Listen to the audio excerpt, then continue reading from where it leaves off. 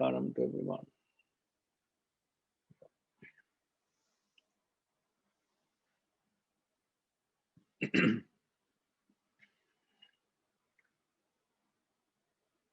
Last week, we attempted to try and understand verse 20, the 20th verse,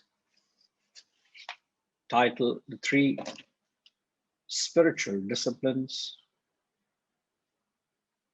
The verse read, he who had studied the Gita even a little, perhaps even sipped a drop of Ganges, worship Murari at least once. Such a person has no dispute or contention with Lord Yama, the Lord of Death.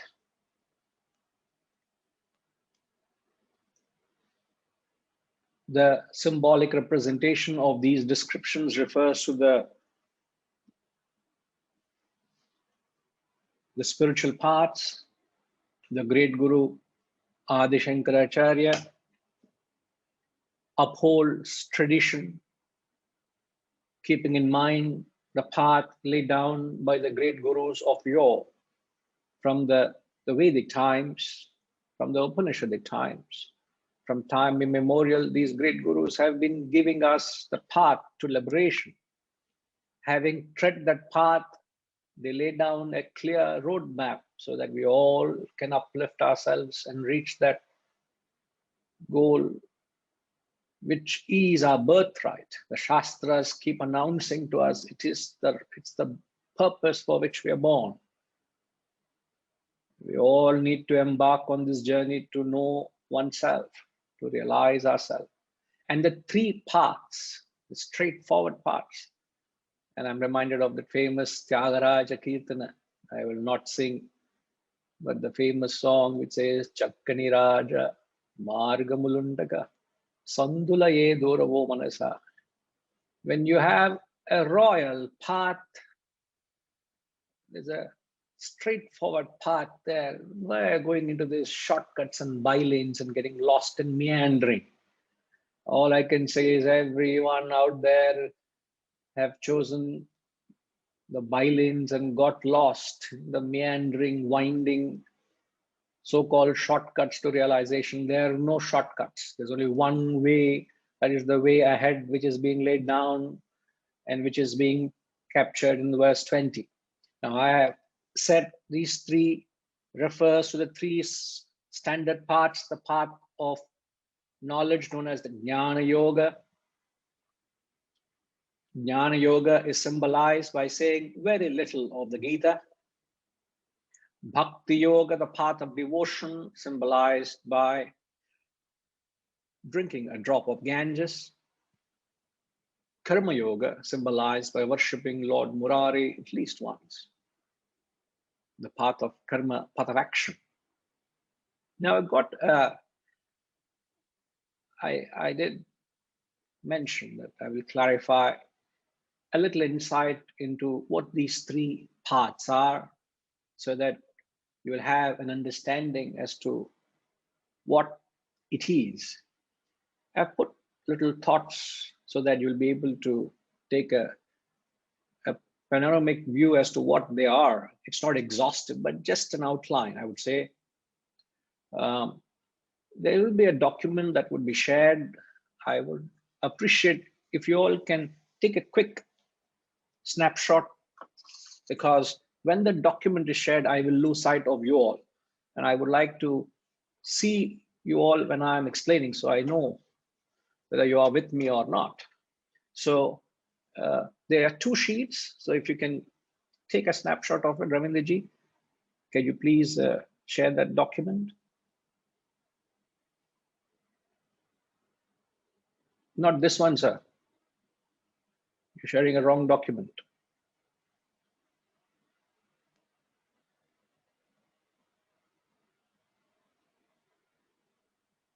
It is titled The Three Yogas.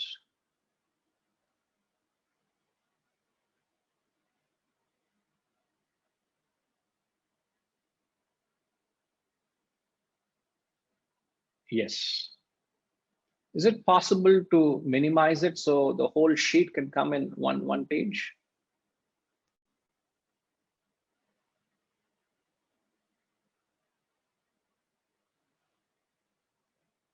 Any further?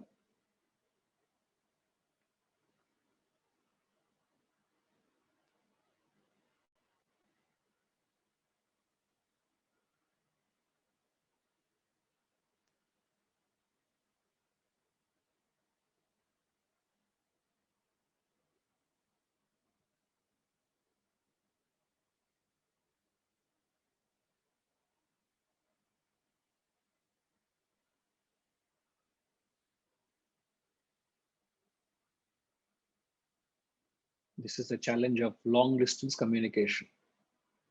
So please bear.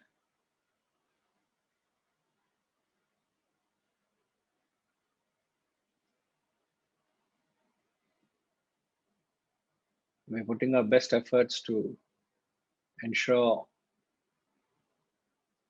the knowledge comes seamlessly to you all.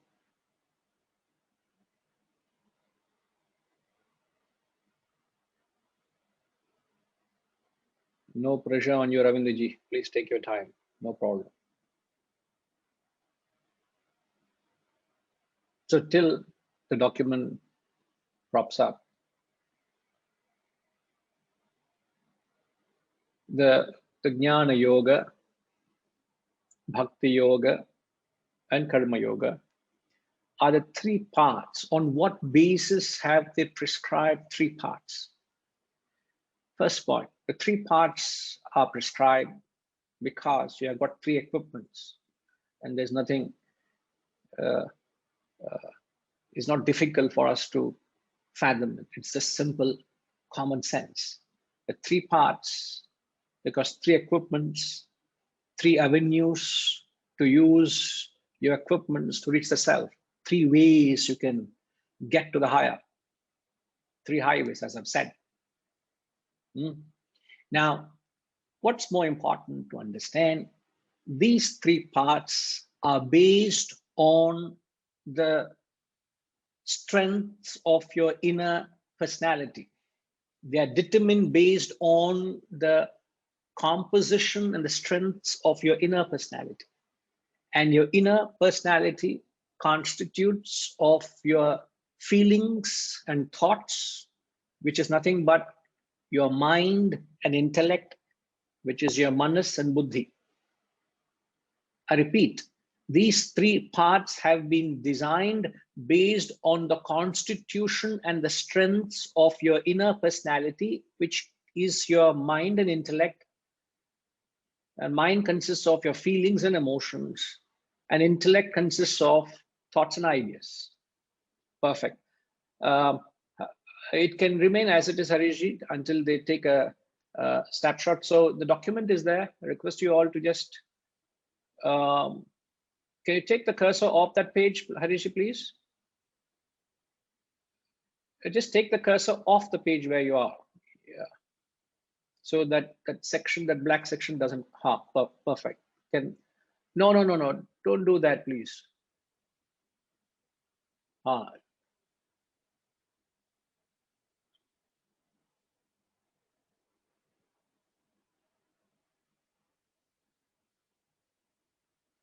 Yes, perfect. Just leave it as it is. Quickly take a screenshot, please, so that you can refer on your phone or a tab or whatever you're using, if that's okay. Next page, please.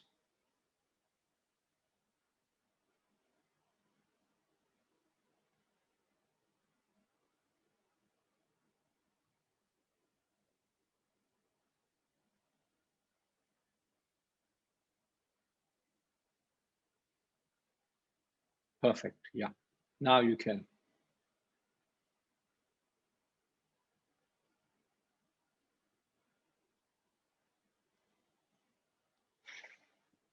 That will do. I hope you all have captured it. Thank you very much, sir.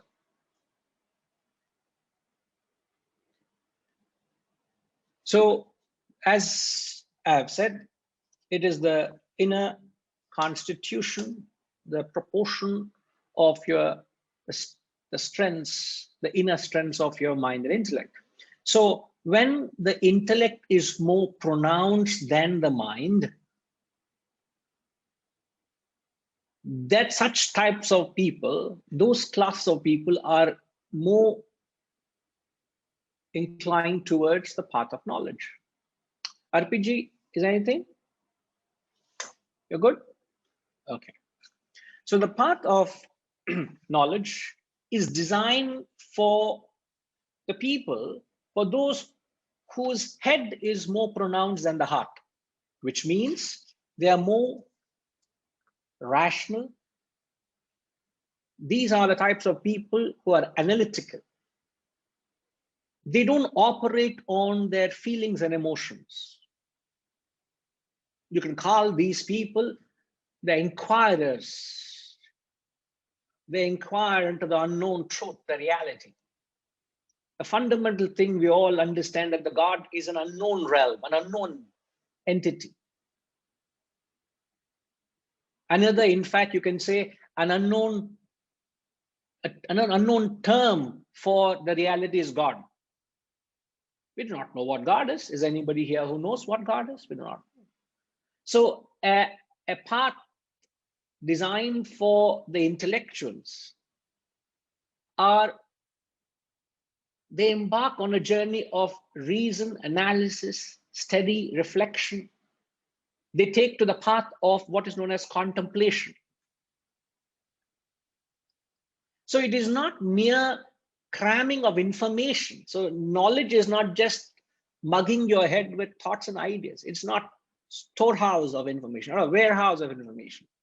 A person who boasts of wisdom, that acid test is that famous line, which actually comes later in the text, that the true test of how much jnanam you have, if you think you are an intellectual, nothing great about it, you're not superior to others, you don't have to feel superior to others, the devotional and the active. But those who are intellectual, who have this wisdom, it's measured by this statement, nitya, anitya, viveka vicharam. The four words which quintessentially convey what it is to be endowed with wisdom. If you have this wisdom, you will be able to resonate this simple statement. Nitya is eternal, that which is real. Anitya is ephemeral, which is unreal. Viveka is a distinction between the two. You're able to discriminate between what is real, what is unreal, what is permanent, what is impermanent. Vicharam is contemplation. So a true person who's endowed with this knowledge is able to contemplate and separate the real and unreal, so that he doesn't get clouded, enmeshed, carried away in the unreal. So he's able to identify with the reality, the consciousness, the truth, the Brahman, which is what the Shastras are talking about. In layman's term, we call it as God. And you have a certain amount of wisdom in you. And that wisdom, that jnanam, I would say rather, the jnanam you have is measured by this capacity. It's not how much knowledge you have, how much information you have. It's not mere erudition and scholarship. It's not rattling off the scriptures. It is judged. Your knowledge or wisdom is measured with this capacity to be able to see identify the real in the unreal. I would not expand on it. I'm just giving an insight. When we come another time, we'll expand. What is that which is the changeless and the changing? I will not expand, but just passingly quickly mention on it. Everything in life is subject to change except one. There's only one thing in your entire transaction of life doesn't change. From the womb to the tomb, everything is changing. As you keep going through the cycle of birth and death, even the womb and the tomb also will change. But everything from the womb to the tomb will change, except one thing that is changeless. Vanitama, what is that changeless? Any idea? I don't expect. The Atman. Ah, very good. But what is that Atman? Self. Now you will become very poetic, I know, very pedantic. You'll have many descriptions of that unknown. Not that you're wrong. Atman, the self. What? And it is something very close to you, very dear to you. You keep referring to it. It's almost not even your shadow, it's almost you yourself. In every transaction, you keep referring to it.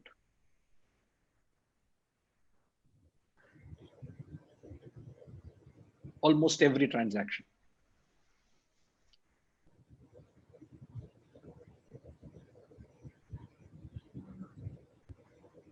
Not sure, Guruji. That is the changeless. No problem.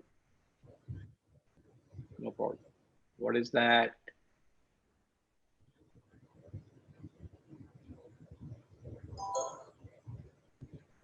Sriniji, what is that changeless that keeps almost haunting you? I wouldn't want to use the word haunting because a negative implication, but it's almost there, everywhere. Not so sure, but my guess would be the I or the ego or yourself. So I don't know whether you're copying from the chat box. No, I'm not. I can't see the chat box. But I can't see your screen. So how do I know whether you're speaking the truth? Tell me. Well, that's... Huh? You have every possibility to doubt that. Correct. I'm going to go with that. Okay. Just kidding. In fact, sir, you're right. When you use the word I, in the context, whenever the Shastras use the word, the capital I, they mean the Atman, the self. But when you and I use the word I, we are referring to the individual ego, the assertive self in us, the arrogating notion in us. That's a sad disparity, the sad difference between the connotation. But they use the word I when Christ says, "Come to me, I am thy savior." It doesn't mean Mr. Christ and his opinions. When Krishna says, "Come to me," it doesn't mean the personality, Mr. Krishna. When Buddha said, "Come to me," it doesn't mean Buddha. They mean the self through them, the self that expressed through them at that time. Because all of them had attained the state of realization. And the fact they've attained that state, when they say I, they mean the Atman, the self, not the individual. But when we all use, we mean the ego. That's just a matter of fact, just a matter of differentiation we should know. So when we use the word I, we may not know what it means, but it is the I that is not changing. When you are awake, you'll say, "I am the waker." When you're sleeping, you'll say, "I am the dreamer. I am the deep sleeper." Now you'll say, "I am hearing, I'm listening. I am Srinivas Kumar. Where are you?" "Oh, I am living in United States." "Why? What are you?" "Oh, I am so and so." "Are you married?" "Yes, I am married." "Are you understanding?" You say, "Yes, sir, I understand what you're saying." When you are a child, you said you are a child. You say, "I am a child." And then you say, "I am a youth." Then you said, "I'm a man." I don't know how soon you will say that, but very soon you might say, "I am an old man, sir. Please help me." I hope not so soon. I really hope not so soon. But all throughout our lives, there is this seemingly innocuous I that's with us. That is the changeless. And a true inquirer of truth wants to explore what that I is. That I is the Atman, the self. Everything else is changing. The I permeates the changing perishable. Anitya. Are you able to hold on to that Nitya which is in the Anitya? That is the true test of Jnanam. That is Jnanam. It's not merely able to decode and clarify and be a great orator of this text. It's not. I would want to know, takeaway is this. If I can have this perception, I know how much I have that. That is my measurement of Jnanam, not how much of Shastras I've studied. You got to know the difference. You got to know that essence, which is the Jnanam. And where do you acquire this Jnanam? This perception is acquired through the process of Svadhyaya. If this is what you have to gain, this is contained in the essence of the Shastras, the essence of the Shastras, the wisdom contained in the Shastras give you that perception. In order to gain that perception, you will have to do Swadhyaya. Swadhyaya is nothing but self-study, a process of reflection, assimilation and digestion of this knowledge. And when you do that, you're left with the residual effect of this process is the wisdom, which is this perception.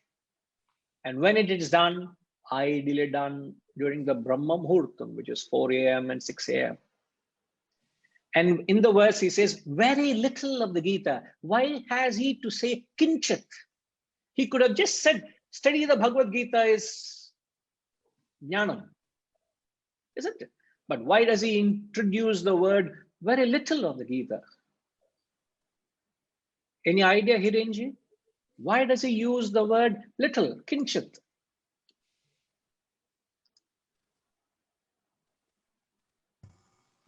I'm not sure, but I believe that if you do kinchit every time, you will keep up yourself with the wisdom of Gita continuously. But then if you do every day, you will have what? So much of Gita, no? I agree. But why is very little is enough? Don't have to put so much effort. Little is enough, man. Oh, I'm overqualified. Correct. We're all overqualified.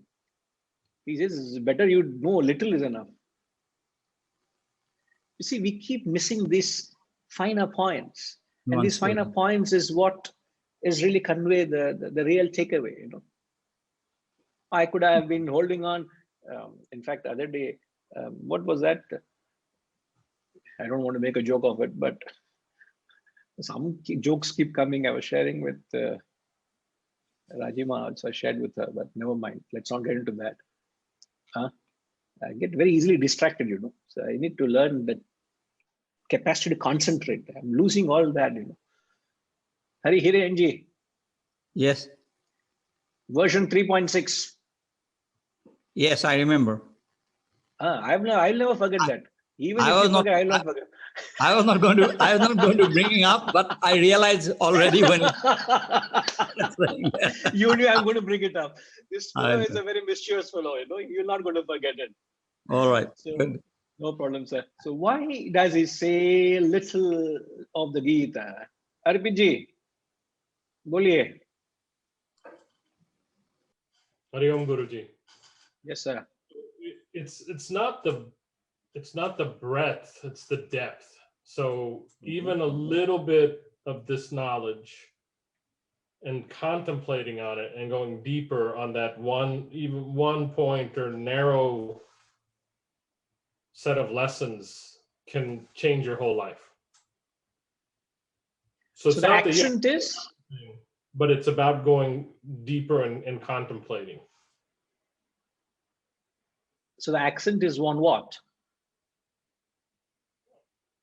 On the reflection, on I don't know what you're looking for. No, you're correct. You're correct. The accent is on Vichara. Vichara. Yes, Vichara is thought. The accent is on the proportion of reflection to the knowledge you have acquired. So the little refers to the quantum of knowledge you need. You don't need loads of knowledge to transform you. What you need is just enough knowledge. Knowledge is nothing but information. It's just a raw material, please. But what is required is the process of self-inquiry, reflection, which is said to be 80%, 70 to 80% of your time must be spent on questioning, examining, reflecting on the knowledge you have received. So 30% is knowledge, 70 to 80% is reflection. And when this proportion is right, you will get the perception, nitya, anitya, viveka, vichara. And when this proportion is not right, what would happen? What would happen when this proportion is not right? Anant, any idea? You have all the knowledge, all the Vedic teachings with you, but then what would happen? Yeah, you're not going on the path of knowledge. I mean, you're not following the jnana yoga. I mean, Not the real jnana yoga, isn't it? But when this proportion is not right, what are the effects of it?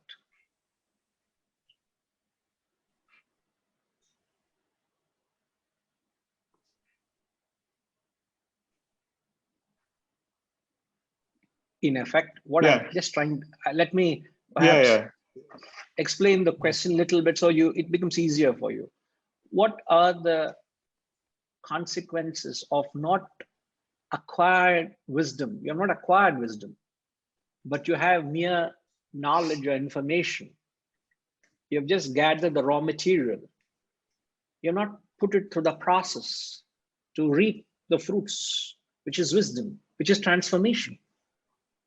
So what happens if you just have acquired the best of knowledge from the best of gurus, but I have not done any reflection? So what are the consequences of having mere knowledge and no reflection? And very few are conscious of it out in the spiritual field, in the path of knowledge. There are few conscious of it. So what is the price one pays for only having knowledge and no wisdom? I mean, it's superficial knowledge. You're constantly seeking, but there's no growth. Yeah, I mean, you're going in that. You're going in a circular path, right? I mean, you're on that same level. I mean, in terms of, I mean, consequences are many, but yeah, I mean, whatever you set out to achieve, you might, in fact, you might even be going down in your, what you set out to achieve. Your ego is growing every moment. That's one important effect. You're right. So when you are, the knowledge becomes a burden, sir. You're very right. You develop an ego because the first expression of knowledge is arrogance. You think you know. So the ego comes in, arrogance comes in, and you're going in circles. You don't evolve. The knowledge you have actually doesn't transform and benefit you. It's actually a burden. And I mean it. It becomes a burden. It's like the analogy that's often given is like carrying a gold on a mule's back. You have bars and bars of gold. You are carrying it on a mule's back. And what is that to a mule? Burden. Yep. It's it a weighs burden. it down. It just weighs it down. It just spins it down. And the mule has no common sense. It could sell one bar of gold and it could be chauffeur driven rest of its life. It doesn't have an ounce of wisdom. It wanders, it meanders, it gets lost with the burden. And one of the most powerful, as you said, there are many things. I wouldn't go on to get deeper into it, but then it will take the rest of the class if I go into it. But I just want to give you a line of thought and you expand on it. Come back if you have any questions, please. You can always use this platform to clarify. It has to be two-way. Again, I just don't want it to be loading with information. The whole process of the communication is only to bring out the wisdom, not just transfer information. So one of the important points which you may have to keep in mind, where there is knowledge and no wisdom because of being unmindful of the proportion, the result of that is there's a heavy guilt within. You have to constantly deal with guilt. Does that make sense, Anand? When does one feel guilty? When you set out to do something and you're not achieving. From whose standpoint?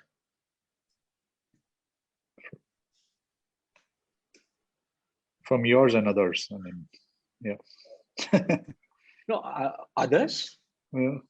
How are others involved here? Are you living for sake of others or for yourself? Are you operating on your knowledge quotient or others' knowledge quotient? Yeah, no, you're operating on yourself, but you have the perception of the others. Yeah, sometimes. You may have Yeah. others' feedback and perception, but yet you come to your rational perceptions and then you live a life which you think is right, isn't it? In fact, it is fundamentally wrong to live life for the sake of others. For God's sake, I've got to live life for myself, man. I got to be true to myself.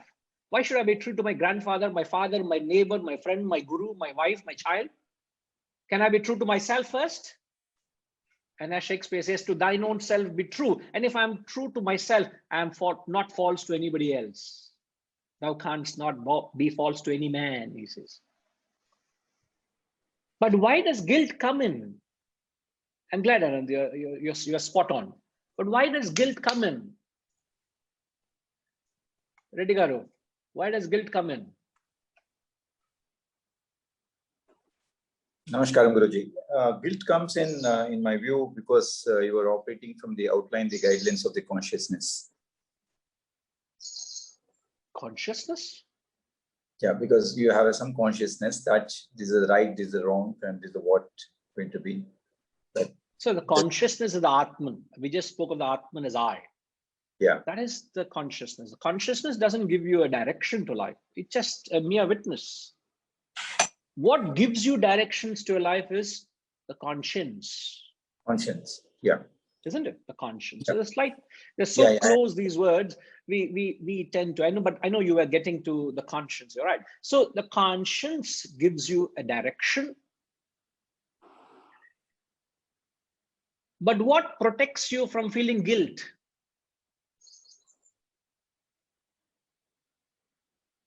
We are talking of feeling guilty. What protects you from feeling guilty?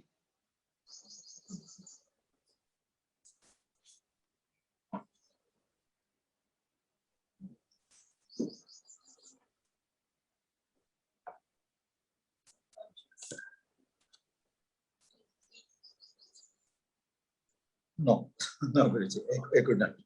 No problem. Hold on, no problem. Yes, sir. That's fine. Anybody else? What, Vanitama, what protects you from feeling guilty?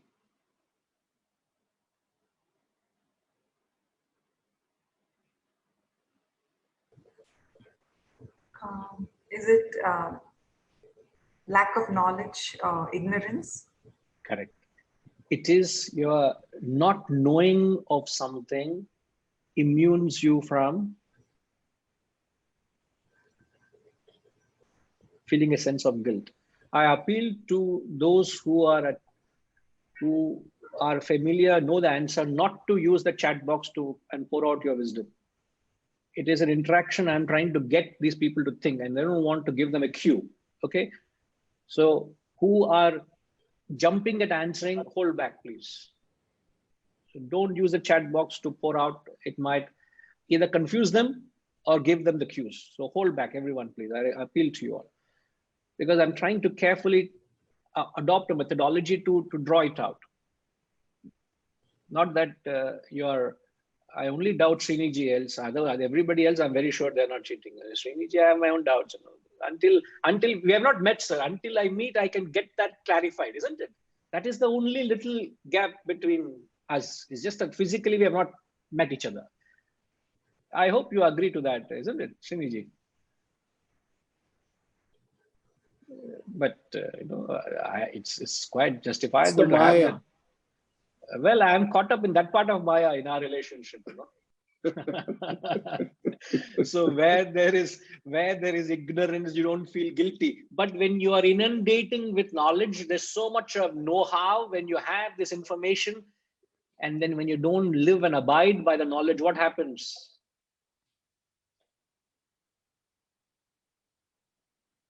It is better off not knowing, isn't it? Ignorance is bliss. But we have made the mistake of picking up these ideas. We've learned these great texts. The result of that, what happens? Srinji, what happens? The result of that, the effect of that? I think you're continuously disappointed and there's confusion. And so so you're never satisfied. I mean, I reflect back to your original, I draw the parallel between the conscience, and consciousness. You can see a parallel of those three to exactly what you're trying to, I think. Yeah, so you're kind of conscious to the conscience here. And your consciousness, as you rightfully said to Hirenji, is your Atman, Reddy Garu, the Atman. So then it's the goal. Yeah. That's the destination. So when I don't follow the path of truth or reality, when I don't do what I think is right, as simple as putting on my shoes and going for a walk, or just being advised by the doctor not to do this, or the ethical values, or how you have to be upright in your work, or the duties you have to do towards your parents, or the role models you have to be towards your children, or the social responsibilities you have, or whatever roles you have, if you are not living up to the conscience within, the truth within, you know that very well. Nobody has to come and knock at you and say, hey, man, you need to follow the rules, man. And when you don't do, why you know the rules so clearly? Because you have impounded yourself with knowledge. You know very well. But if you are not able to live by it and abide by it, the conscience is very, very strong within, and others don't know it. And it's like you are stabbing yourself with 1,000 knives. You're killing yourself. You're committing the greatest of sin. You think yourself you're the worst of sinners. And it's all come about because of the knowledge you learned and admire and respect and emulate it. You want to emulate it. You have received the knowledge, but you have not done kinchit. You're not kept in mind the proportion of 70% reflection, 30% knowledge. And it's a job of a guru to bring this to your notice. At no point just amassing more knowledge. The more the knowledge, less the practice, the disparity between knowing and living widens. And that creates greater the guilt. So instead of gaining more knowledge, revisit the knowledge and churn it up. Stir it up. Let it rise. Let the dead knowledge rise to your thoughts and start resonating in your day-to-day experiences. That is the process of reflection. It's a conscious process. If you don't do this, knowledge just stays put. It weighs you down. It pins you down. It doesn't serve you. And as Anand said, there are many complications or many consequences of having knowledge and no wisdom. I don't want to get deep. It's almost sucking me into it, but that is not jnanam. Jnanam is swadhyaya, to gain that perception, nitya, anitya, viveka, vicharam. So, and since I've said a disease, you must also have a solution for that. Vijayji, if the disease is guilt tricking your conscience, now how do you address that guilt? Quickly, we'll just mention it, move on.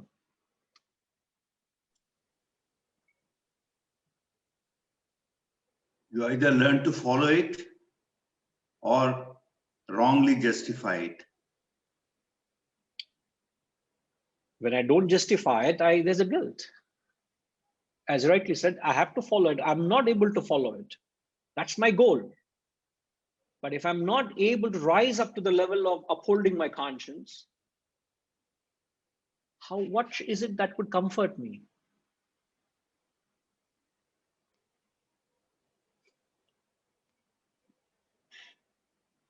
It's a simple, I can help you. I can help you. So I'll help you with I'll help you to answer the question with a simple analogy.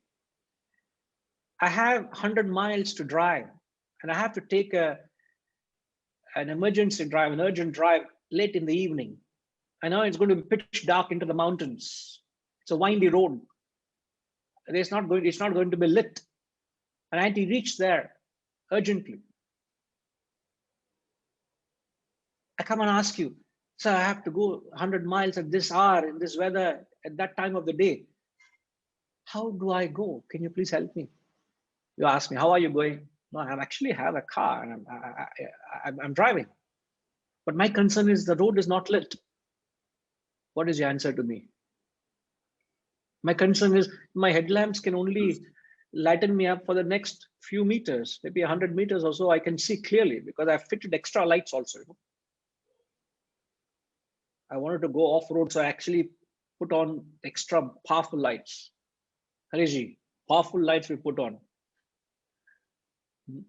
But my concern, I have to go 100 miles, but my headlights can only lighten up next 100 meters. What's the answer to me? Go 100 meters by 100 meters? Just keep driving, my dear, isn't it? Every inch you move forward, the next 100 meters is lit for you. There is no darkness in your vision. There will be no obstacle. You will conquer all challenges because every step you take forward lightens up right till your destination, isn't it? So your advice to me is have faith, keep moving. You will not find any insecurity. Exactly the same way. The only way you'll counter this heavy guilt you are experiencing because of the disparity between knowledge and wisdom is the advice is start investing your time in the process of conversion. Sit and steady, do swadhyaya. When? Pratasmarami hridi samsfuradatma tattvam satchit sukham paramaham sagatim turiyam yat swapna jagara sushuptamaveti nityam tad brahma nishkalamaham nacha bhuta sangha. Is the very invocation of Atmabodha. Pratasmarami hridi samsfuradatma tattvam. I'm upholding the Atman within me. When? Pratasmarami. Where is Atman? Hridi samsfura. It is located deep in the recesses of my own heart. It's right within me. I am that self, not this assemblage of elements. What a powerful invocation it is. So the only way you will revive yourself, the only way you will uplift yourself is through the process of swadhyaya. So the only way you'll counter your guilt is start the process of conversion of knowledge into wisdom. Everything will be taken care of. It's just like keep marching. The next 100 meters is lit. This is jnanam. And there is a reference in the Gita, as I've said, 13th chapter, verses 8 to 12, gives 20 qualities of who is a jnani. 20 qualities. I'm not going to go into it. I'm not even going to mention any of it because it's an exhaustive study.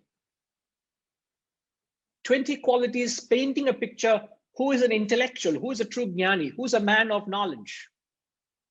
And the first quality, you know what that is? At least that you should know. The first, I hope I'm right. I hope I'm right there. The first quality he talks about. Vijayji, do you know? You seem to know. No, everybody else is blank reaction, Thing. One who knows he doesn't know. Which is? I mean, wanting to know. I'm guessing, Guruji. I thought that is the beginning of everything, wanting to, learning. Rajima, you have the Gita with you?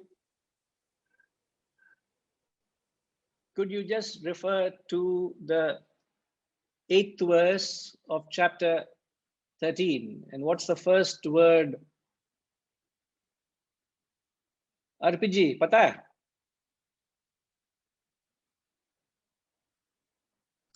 Humility. What's the Sanskrit word?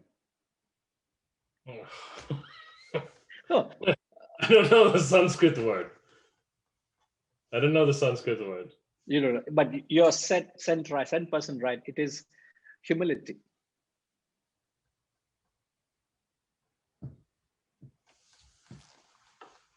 Rajimma, got it? Boliye. Amanitvam, Amanitvam, adambhitvam, ahimsa, kshantirarjavam. Shantirajaramam. So in that line, he has given Acharyopasanam, Saucham. Shaucham, Sthairyamaatma, Vinigraha. So in that verse, he's given 5-6 qualities. So what's the word? Huh? Abhi bole na. Amanityam. Mana. Mana is arrogance. Mana, no arrogance, which is humility. That is a sign of a man of success, a truly successful person, a person who has knowledge. He feels he doesn't know anything. As you know, as a great Einstein, when he was felicitated, he was said to speak a few words, and all what he said is, "What is my knowledge compared to my ignorance? There's so much I do not know. And I've only realized that when I've started learning." And if a man of his caliber can say that, what holds back from you and me to say that? It's our arrogance that holds us back. So every piece of advice that comes our way, we challenge it. Why? Because we don't have humility. So I'm reminded of that because the 20 qualities mentioned, and he goes on. And then one of the qualities is acharyopasanam. He says service to the preceptor, to the guru. Because arrogant fellow, knowledge and arrogance, you say, I will not bow down, I will not serve my guru. Therefore, he intentionally injects there, not in a quality of a devotee. He injects that quality acharya upasanam, service to the guru and preceptor. You must go down onto your knees and serve your guru. It's all challenging your arrogance, to knock off your ego, which you get when you have vidya. This acharya upasana. It is very natural for an emotional person, but he says, no. Intellectual person should do that. And so on. It's fabulous. The journey is fabulous. So you've got the reference, go back, jot down, try to paint a picture of who a true man of knowledge is, a man of wisdom and intellectual. Yes, Hirenji.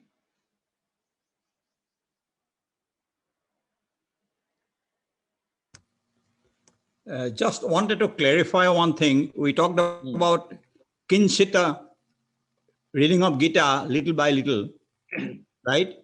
Can it be related to the analogy you gave about driving 100 miles, but where you can see only 100 meters, right? But walking 100 meters, you finally achieve your 100 miles. So is it something kind of be related to that, doing little bit of acquiring knowledge and studying Gita kind of a thing, eventually you arrive at the bigger wisdom? Absolutely. That's exactly the analogy. Okay. You're absolutely right, sir. That's the comparison, but that answer was given to counter the feeling of guilt. So the only way you'll feel comfortable within is the fact that you're striving. There is no satisfaction in reaching the goal, sir. I'm just adding the fact that you clarified. The satisfaction is not reaching the goal. The satisfaction is in striving to reach the goal. Journey. Mark these words.